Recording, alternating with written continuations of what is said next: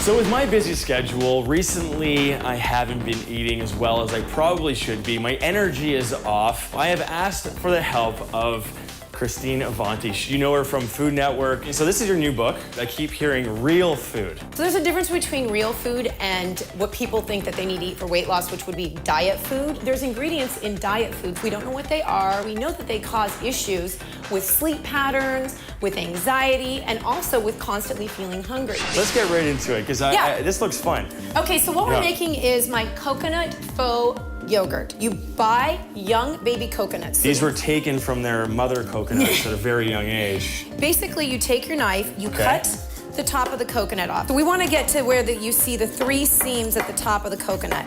You can open up your coconut with the edge of your knife. You hit it really hard. Okay. Right here. Yeah.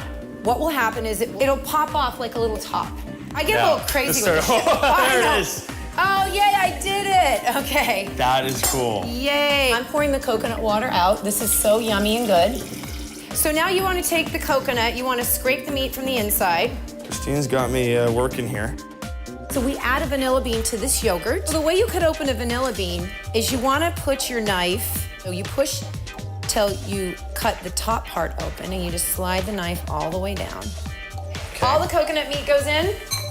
Yay! Look at that. A teaspoon of stevia, which is a 0-calorie sweetener. We're gonna do a ½ a cup of coconut water. Not a lot. Yeah! Woo! What do you think the most common misconception is with healthy food?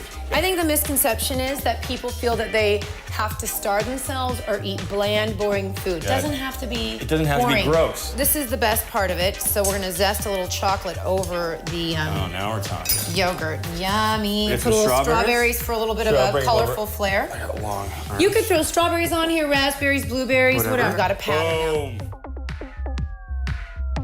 Never tasted something like that before. It's really cool. Coconut faux yogurt in like 5 minutes.